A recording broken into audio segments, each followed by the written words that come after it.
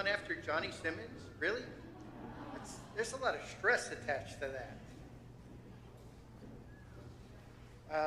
No, I think that's it. They're gonna, yeah, we do need power.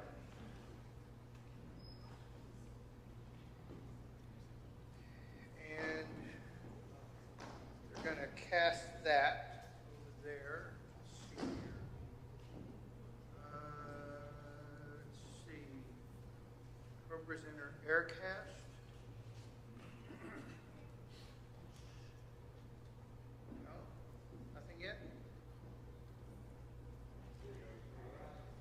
Whoa, there we go. Okay. Okay, I can't see anybody out there, so I hope there's somebody there. Okay, there's some people in the front row. Okay, so before I get into the nuts and bolts of this,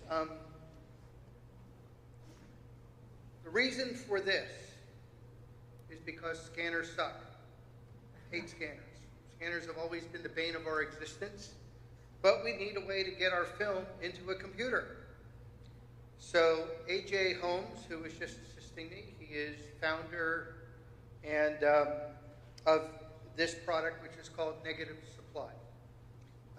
They've been around for, what, about 7 years now, AJ? And they started kind of during the internet, during the pandemic, where every scanner in the world was bought up by people who wanted to. They said, oh, I have time now. I'm going to scan in all of my negatives and slides in my archive. And the reality is that for this type of scanning, there aren't a lot of options anymore. And believe it or not, all scanning technology is about 30 years old now. It's literally 30-year-old technology.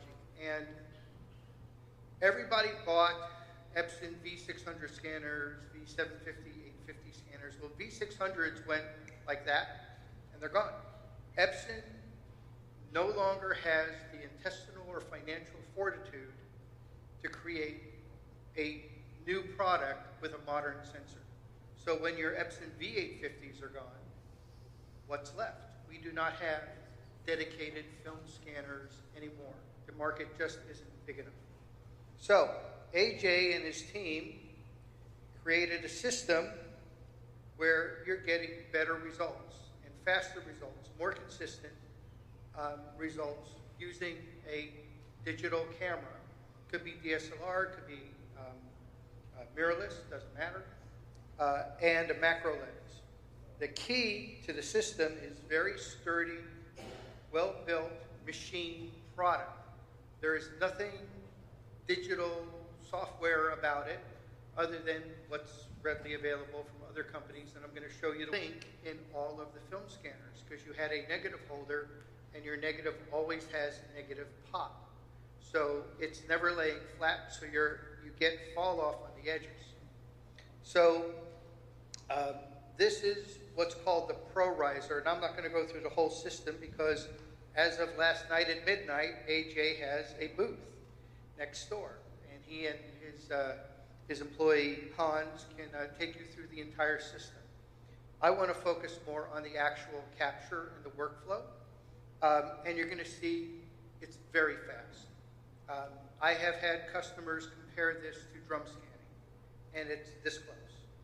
Now, what I'm using here to capture is a Canon 5DS, which is Canon's 50 megapixel camera they came out with years ago. That they came out with it, and then they very quickly discontinued it because people didn't really know what to do with it. It's a very slow sensor. It's designed for studio work. It's not designed for sports or wildlife. So people, when they came out with it, they went back to their 5D Mark IVs, right? But for this type of thing, it's perfect. And admittedly, it's a bit overkill because it's 50 megapixels. For if you're doing 35 millimeter film capture, the reality is anything more than 24 megapixels is kind of overkill. So people ask me all the time, like, what would be my minimum camera? Well, I've used the 5D Mark III, the Canon 5D Mark III, it works great. And I'm not going to see that much of a difference between that and this camera because there's only about 8 megapixels worth of data in a 35 millimeter negative. So really at 50 megapixels, I'm capturing pieces of grain overlapping into pixels. But this is the camera I used to shoot with. So it's a double purpose. The key really is the lens. You want to have a really good macro lens, and you want it to be a spherical. Now, what that means, in case you don't know, we're all photographers, so we should all know what a spherical lens is, but maybe we don't. So if you have a grid pattern and you take it with a non-spherical lens, the edges will bow out. You'll get barrel distortion. With this lens, which is a 100 millimeter Canon macro lens, if I take it, a picture of a grid, everything is completely straight. Okay, so the first thing I do is turn on the light source. I have the Negative Supply Pro carrier, and I've inserted something called a Vlad's test target. There's a guy named Vlad. He's a Russian guy, he lives in New York, and he produces these test targets. And he has one here for 35 millimeter, makes them for 120, 4x5, and 35 millimeter slide. And I always, whenever I get my camera on, in order to align it, I take the first picture of Vlad's test target and make sure my corners are all sharp. And it doesn't, kind of a cart, and it's wooden top, and I put the really long microfiber cloth to make sure my film doesn't get scratched on the edges of the cart. This holds a whole roll of 35 millimeter film. So if you're on a countertop or table, this is really great. It's from a company called Optic Old School. You also have a device called a film killer, which literally allows you to cut your film at perfect 90-degree angles. So I'm going to put this in here. Now, this is a Pro holder. They also have a basic holder, which is made of 3D printed carbon fiber. It's less expensive, does exactly the same thing, except with the Pro holder, I have this handy little knob that allows me to move the film through the carrier. You can see that? There we go. Okay. A little slower than it is here, but okay, we can deal with that. So I'm going to get this in there. So you notice that, again, I'm using a macro lens. So I'm getting 1-to-1 on the sensor. And then I always want to make sure I have a little bit of the base showing. And the reason is that we're going to do a custom white balance on the base once we're done with our captures. So the first way I'm going to show you how to do this is in Lightroom, using a program that has pretty much become the standard for negative conversion called Negative Lab Pro. It's hard to get rid of that orange masking layer in negatives. Negative Lab Pro it's an automated way of being able to get rid of it, and it's a plugin for Lightroom. There's another program that is not a plugin for Lightroom. It's called Film Lab Desktop. Oh, by the way, Negative Lab Pro is made by a guy named Dave, and Film Lab Desktop is made by a guy named Abe. So it's Dave and Abe. They're not related, but they have two competing products. Now, Film Lab Desktop is completely standalone. You just take your images, put them in a folder, tell Film Lab Desktop to convert them, and it'll do it. I like Negative Lab Pro, though, better because it has more features in it. I think it's a bit more reliable, but I also have, every different strokes for different folks. I have people that love Film Lab Desktop. I'm not going to do Film Lab Desktop, but what I am going to do is Capture One. How many of you use Capture One? 1, 2, 3. Okay, you got 3 people. Well, we're going to show 4. I'm back 2. So Capture One has now become the de facto professional software for all the digital techs. I've been told that if you show up with a laptop for a Digitech job with Lightroom, you will be turned away and never hired again, ever. So while we are tethering in Lightroom, the tethering connectivity and ability in Capture One is far superior, and it's got a lot more advanced tools. And as of a couple of months ago, Capture One has incorporated negative conversion into their software. So I'm going to show you how to do that as well. So here we are. Here's our first image. And I'm tethering in Lightroom, so that's where we're seeing the live view. We can autofocus. And let me just make sure my image stabilization is off. These are some of the rules starting off. These light sources are 5000K, so I'm setting my white balance to daylight. You want to have the ISO of your camera set to the lowest ISO that it's capable of. I know that some cameras go down to 50. You might still go at 100. You're not going to see that much of a difference. This camera's 100. My aperture is at f8, and my shutter I've got set to 1/20th of a second. So I'm going to push. I can either push this button here. I could push F12, and I just digitize the negative at full 50 megapixel resolution. So if a lot of my frustration is young people are really driving film sales now, but they're using it, their paper. What I just did here is 50 megapixels. So now, the Pro holders I like because I can now just scroll over to my next image and hit F12. And you can also, by the way, get a foot pump, a foot pedal, plug it into your computer and program it for shutter release. It's a little underexposed. Let's go here. This is a roll I had from I shot at Analog Cullen about a month ago. So here's my friend Catherine Just, who many of you probably know. And I'm just going to do a few of these. I'm not going to go through the whole roll, but see how fast I'm doing this? Just up to this point, if you were using an Epson V850, it'd be going, I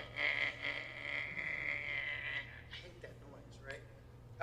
And it takes forever, and it may not work, right? It may not work. So, do a few more of these. Get some skin tones. Okay, so now I have all of these images here. I turn back, make sure. Okay, you can see everything. Good. So we're going to stop our tethering session because we don't need it anymore. But I've literally timed myself. I could go through a whole roll of 35 millimeter film in under 2 minutes. You can really go through that fast. So now I'm auto syncing. I'm going to go to develop, and I'm going to take my white balance tool, and I'm going to go bloop, right there. And oh, come on, get them all.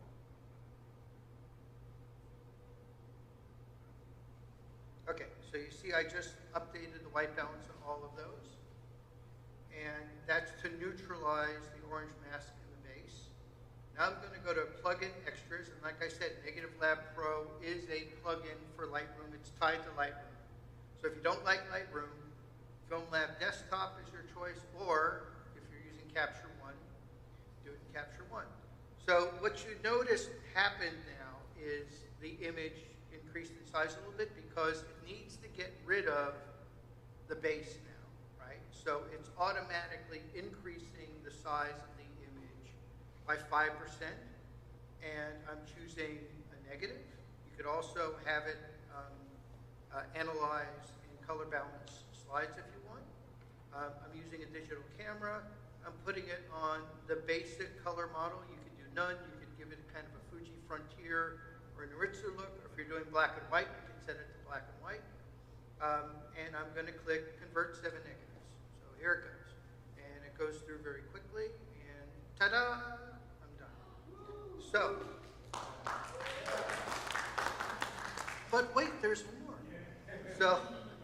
So in Negative Lab Pro here, the thing I really appreciate about film is that every film has its own kind of unique sensibility, but you can also change it a lot because it's now digital, 50 megapixel RAW file. I can do so much with it.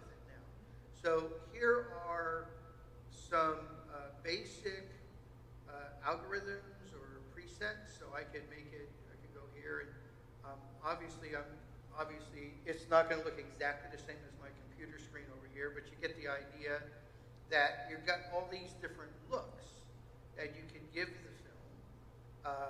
I'm just going to leave it, and this is gold film, so I'm just going to leave it on gold for right now. I'm going to apply it, and then you can also do stuff in here. So here's your highlights. Here's your shadows. You've got brightness, so you can do quite a bit in here in terms of bringing back your detail and stuff. I'm just going to leave it like that for now. Apply. And now I'm in Lightroom, so now the interesting thing is in Lightroom now, it's thinking that you're in highlights or shadows and shadows highlights because it's really a negative. But look at all that shadow detail I have in here that was gone before. And I've also noticed, particularly frustrating when I pick scanners, right, just to do flat artwork. But for my negatives now, I've totally switched over to this type of system. Also, a few other things, I'm tethering, obviously, so I have a tether cable here. And then when I'm doing this, I'm not running off the battery of my camera. I have a direct current adapter that replaces the rechargeable battery, lithium battery in there, especially if I'm doing a lot of scanning. I don't want to drain my battery. So, so this is basically how this works. And then I can take this file, go to File and Export, and I can export it to go on the web. I can export it to make a print. I've done literally 44-inch wide blow-ups from 20-year-old Triax that look absolutely magnificent. I also have customers that are very pro drum scan. So this is absolutely better than an Epson or any flatbed scanner, any real dedicated film scanner like a Nikon Coolscan and such. Imicon is a kind of a whole nother level, but they were $20,000 or $30,000 when they were new. And you got to plug them into old computers. They don't supply, they don't keep up with the software anymore. And you've got to get them recalibrated all the time. So, kind of a pain, right? This way, you're not dependent upon really anything, right? So, most people have a DSLR camera or a mirrorless camera. All you need to add is a macro lens. Also, by the way, this lens happens to come with this really long lens hood. Negative Supply also makes hoods. So I can put a hood on here and that lens would be completely in there. This works really well because it gets really close. So I don't usually use the hood, but like this is for a slide and your lens would then go in there. So it blocks out all the light. So yes, I can now export this to do whatever I want with it. So let's see. I'm going to take a quick break here. Roland, you have a question? Are there negative film holders for box format 4x5? So Negative Supply is committed to creating a system that works with every film format ever made. So we have holders for 35, medium format. This 35 is also really long, so it handles X-Pan. You could do half frame 35 X-Pan. In medium format, you could do 6x4.5, 6x6, 6x7, 6x9, 6x8, 6x9. Then the light sources, their very base is all 4x5. So they have a 4x5 solution that's very inexpensive. They also now have one that is very expensive. It's a double, it's a hinged magnetic clasp, double anti-Newton ring glass as well, a sandwich. And then the bottom comes out and you can replace it with masks that handle single frames. There's no system out there that handles single frame medium format, or if you have a 35 millimeter slide that the mount is busted up and you want to just scan that, the bottom glass comes out and you can replace it with these machined pieces of aircraft aluminum that are backed with anti-Newton glass. So And a lot of people are asking about 8x10. They are announcing and releasing a new 8x10 light source and carrier next month, or in the next 2 months at the very least. And those will have masks for all the popular large format film formats. AJ and I have been talking, he's like, well, which ones do I make 5 of, and which ones do I make like 100 of, right? Well, you want to have 2 1/4, 3 1/4, 3 1/4, 4 1/4, 9 by 12 centimeter. Just found out that Ilford, when they do their ultra large format orders, really popular format is 4x10. Like, I don't even know anybody that's got a 4x10 camera. I took my personal, we sell like at least a half a dozen boxes of that on the Ilford ULF program, in all the formats. So 4x10 is popular. So yes, they are supplying a solution for every single format. In fact, these holders, let me just grab something real quick if I get it. I got a whole box of stuff here, obviously.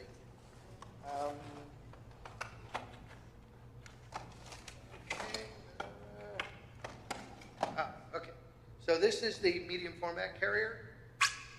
So O-rings are what are, you're moving this and the O-rings are transferring through. This is for 120. They have one for 127, 620, 616, right? 35 millimeter, you can do 110, Minox. They have these modules that pop out so you can transport film through. So yes, every film format ever made is being supported by this system. Any other questions? I got to do this, I can't see. Yes, so you could do negatives, obviously, in the holder here. This is a slide holder, so your slide goes in here. It's very simple. Your slide mount goes in there. Just open it up, close, push it up against it, and then put this down on there and just push your slide through. And then, like I said, they made this really clever device because if you're in a room with light, you want to block the light. It's going to affect things. This is a little blown out because we've got all of this going on here. But if you're in a dark room, it doesn't matter, right? So the hoods are there just if you're doing this in the light. So, any other questions so far? Go for it.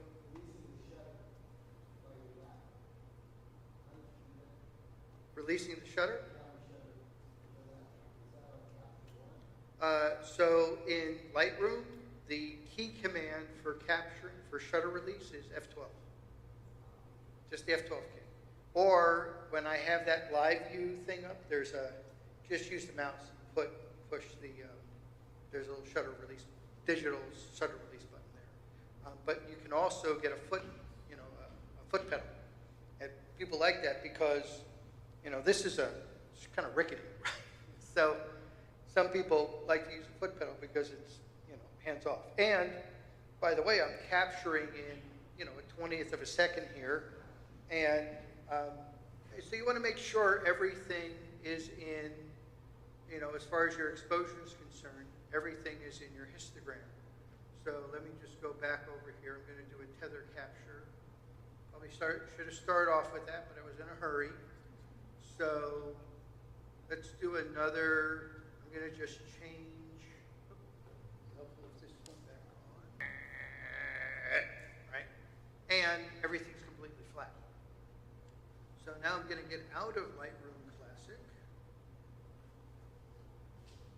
And we're going to start up Capture One. And where is my Capture One? Capture One is, here it is.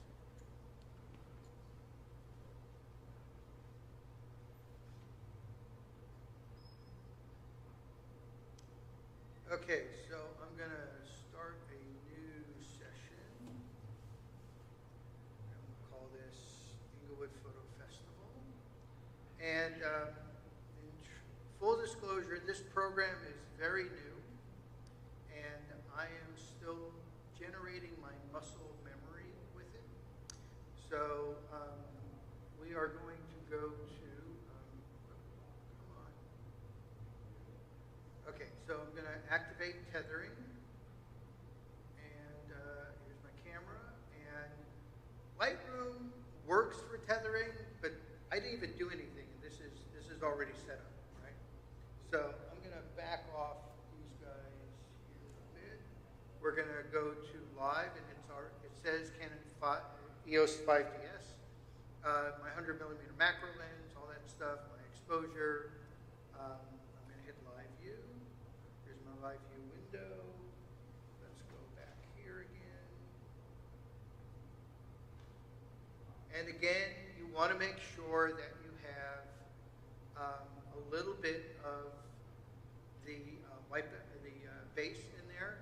But I'm going to do a few things here because it does work a little differently. I'm going to show guides, and I'm going to move. Let's see. Got my guides there. We're going to add a customized guides. We're going to add a horizontal one, and I want to. Where am I here? Grab that. Okay. So what I'm going to do here is it doesn't have the automatic expansion like Negative Lab Pro does, so I'm going to put some guides in there. I'm also going to make them different colors so I can kind of see them better. So we're going to move that guy over there. We're going to move that guy up over here. And I'm going to add another vertical one. So what I'm doing is I'm giving myself a little guide so that when I bring the next one over, I'm going to put it there because I need to crop in. Okay, so I've got that. And then I am going to come over here and I'm going to just capture it. And then I'm going to do some other things to it. I am going to go ahead and I'm just going to get out of this for a second. And I'm going to go in here and I am going to go to the negative conversion workflow. I'm going to do a white balance on the negative. And then also, for those of you who don't know, all of these little pieces of Capture One pop out. So they have created these basic workflows here, but crop isn't in there for the negative conversion new module. So I've taken it out of this one over here and dragged and dropped it over here. This is all extremely customizable. So what I'm going to do now is I'm going to do a crop here, bring this in here because when it does its conversion, or negative, bing, right? So now what I'm going to do is I'm going to do a copy. I'm going to go back to tether, and I'm going to go back to live view, and let's see. I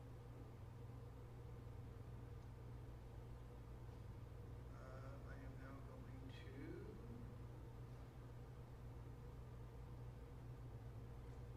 capture that. And look at that. Everything that I applied to it, the white balance and the crop, was applied to my next capture. So with Negative Lab Pro, I've got to capture it all, then I've got to select it all, and I've got to do it now every time I do a new capture in here. Skip over to this one here. Rollins, what was the key combination for shutter release on Capture One? I think it's Command K. Yep, Command K. Up there. So yeah, Command K for Capture One. So here I am, literally going through. I'm making sure that the image is all in my grid lines. And let's go back to over here. So there's two different workflows. And we'll do this one over here.